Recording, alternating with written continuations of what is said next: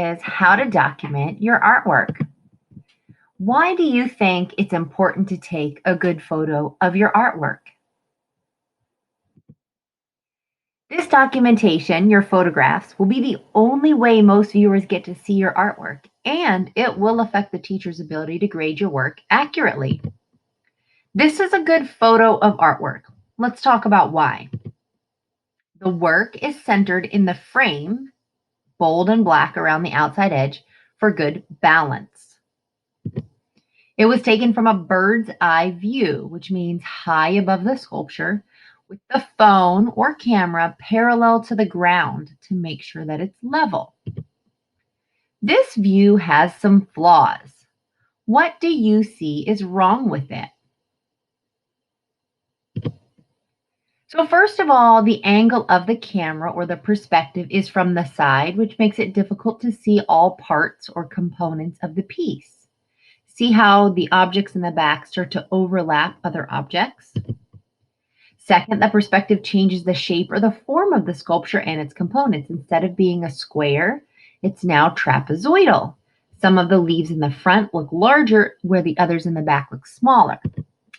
Finally, there's a lot of debris or irrelevant information in the way of seeing the work clearly. All that extra stuff on the ground distracts your eye from the artwork itself. This view has some flaws. Can you spot them?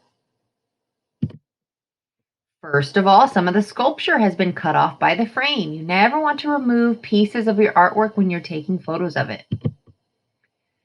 It's also not square to the frame of the photograph. Compare the corner of the artwork to the corner of the image. And when you change that view with your photography, it throws off the balance of the composition. Notice where halfway is in the photo. It's not halfway down the middle of the artwork. How do you think this photograph can be improved? Now, you know we're not discussing the quality of the artwork itself, but the quality of the photo that documents the work. A poorly taken photograph can certainly affect the teacher's ability to evaluate the quality of your work. You can use the floor, but make sure you don't create shadows on top of it. Or this is a different floor, but it should be cropped a little closer like this. This image was shot with good perspective. It is possible to crop it further without losing too much of the image since it was square to the frame. See how we can see right up to the edge of the paper. Which of these images has the best lighting?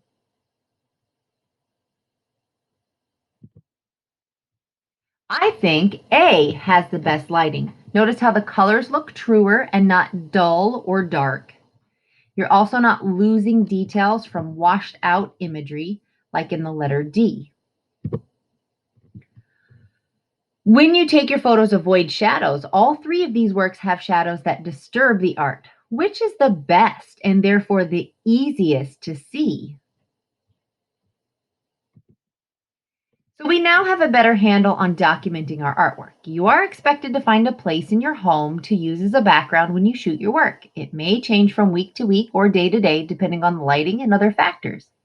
The background should be clean, mess-free, plain or neutral color, and you should crop the image to be squared and centered in the frame. Documentation affects your grade on every assignment you submit.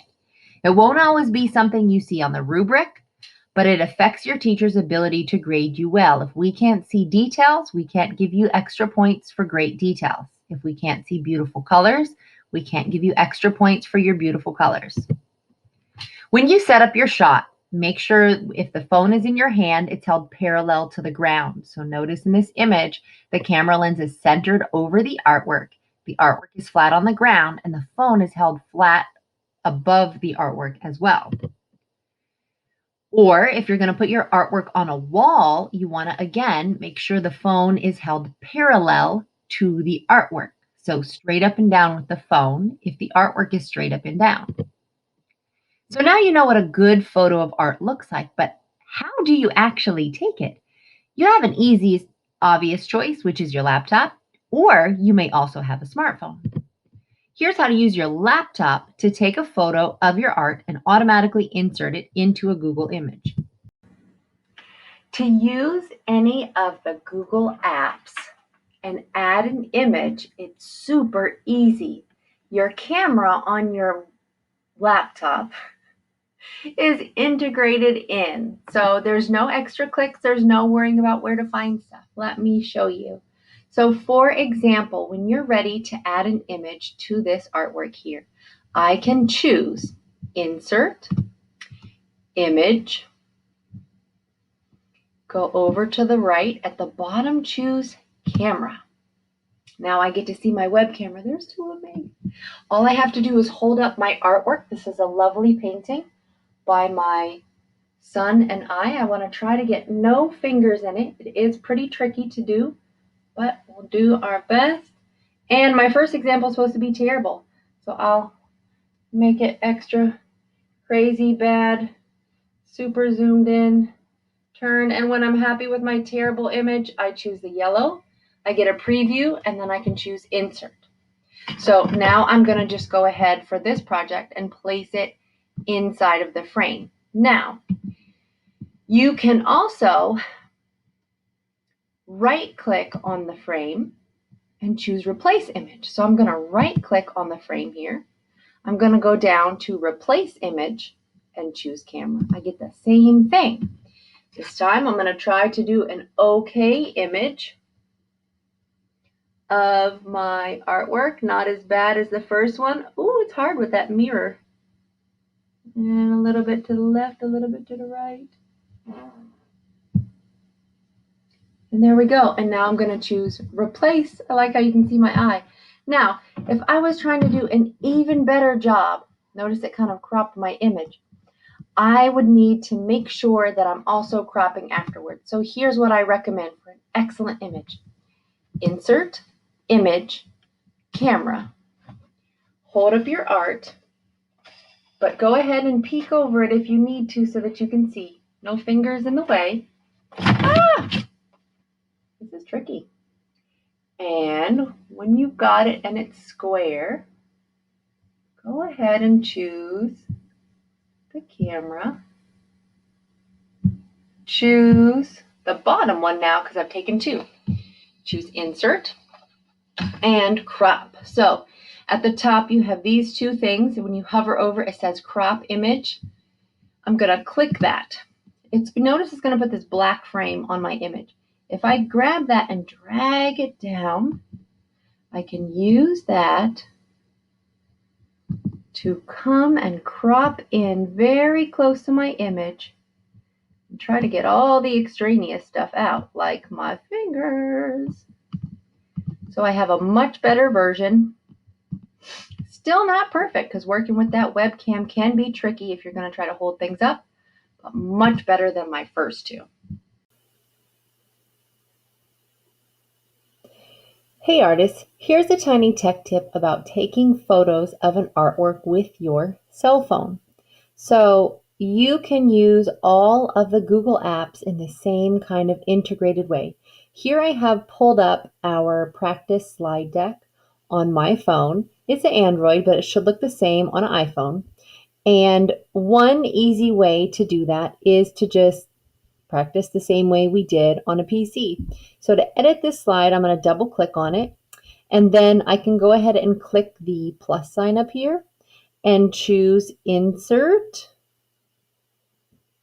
Image from Camera.